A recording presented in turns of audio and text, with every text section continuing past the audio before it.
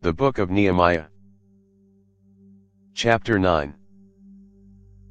Now in the 24th day of this month the children of Israel were assembled with fasting, with sackcloth, and dirt on them. The offspring of Israel separated themselves from all foreigners and stood and confessed their sins and the iniquities of their fathers. They stood up in their place, and read in the book of the law of Yahweh their God a fourth part of the day, and a fourth part they confessed, and worshipped Yahweh their God. Then Shua, Bani, Kadmiel, Shebaniah, Buni, Sherebiah, Bani, and Chenani of the Levites stood up on the stairs, and cried with a loud voice to Yahweh their God. Then the Levites, Shua, and Kadmiel, Bani, Hashabniah, Sherebiah, Hodiah, Shebaniah, and Pethiah, said, Stand up and bless Yahweh your God from everlasting to everlasting. Blessed be your glorious name, which is exalted above all blessing and praise. You are Yahweh, even you alone. You have made heaven, the heaven of heavens, with all their army, the earth, and all things that are on it, the seas and all that is in them, and you preserve them all. The army of heaven worships you. You are Yahweh, the God who chose Abram, brought him out of Ur of the Chaldees, gave him the name of Abraham, found his heart faithful before you, and made a covenant with him to give the land of the Canaanite, the Hittite, the Amorite, the Perizzite, the Jebusite, and the Girgashite, to give it to his offspring, and have performed your words, for you are righteous. You saw the affliction of our fathers in Egypt, and heard their cry by the Red Sea, and showed signs and wonders against Pharaoh, and against all his servants, and against all the people of his land, for you knew that they dealt proudly against them, and made a name for yourself, as it is today. You divided the sea before them, so that they went through the middle of the sea on the dry land, and you cast their pursuers into the depths, as a stone into the mighty waters.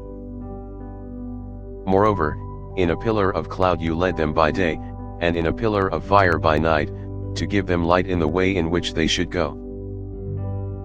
You also came down on Mount Sinai, and spoke with them from heaven, and gave them right ordinances and true laws, good statutes and commandments, and made known to them your holy Sabbath, and commanded them commandments, statutes, and a law, by Moses your servant, and gave them bread from the sky for their hunger, and brought water out of the rock for them for their thirst, and commanded them that they should go in to possess the land which you had sworn to give them. But they and our fathers behaved proudly, hardened their neck, didn't listen to your commandments, and refused to obey. They weren't mindful of your wonders that you did among them, but hardened their neck, and in their rebellion appointed a captain to return to their bondage. But you are a God ready to pardon, gracious and merciful, slow to anger, and abundant in loving kindness, and didn't forsake them. Yes, when they had made themselves a molded calf, and said, This is your God who brought you up out of Egypt, and had committed awful blasphemies. Yet you in your manifold mercies didn't forsake them in the wilderness.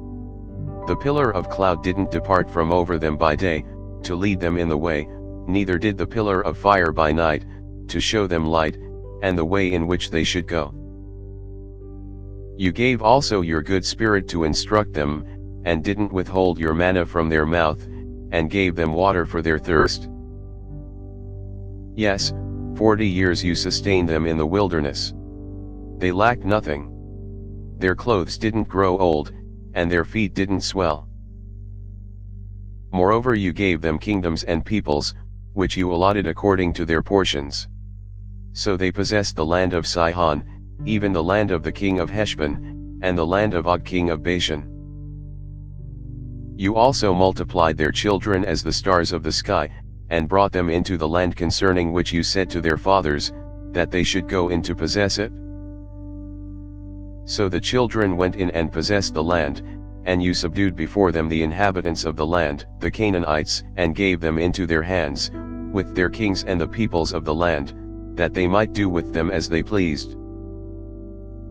They took fortified cities and a rich land, and possessed houses full of all good things, cisterns dug out, vineyards, olive groves, and fruit trees in abundance. So they ate, were filled, became fat, and delighted themselves in your great goodness.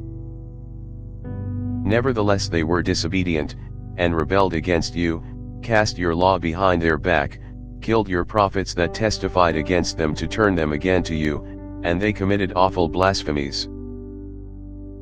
Therefore you delivered them into the hand of their adversaries, who distressed them. In the time of their trouble, when they cried to you, you heard from heaven, and according to your manifold mercies you gave them saviors who saved them out of the hands of their adversaries. But after they had rest, they did evil again before you, therefore you left them in the hands of their enemies, so that they had the dominion over them. Yet when they returned, and cried to you, you heard from heaven, and many times you delivered them according to your mercies, and testified against them, that you might bring them again to your law.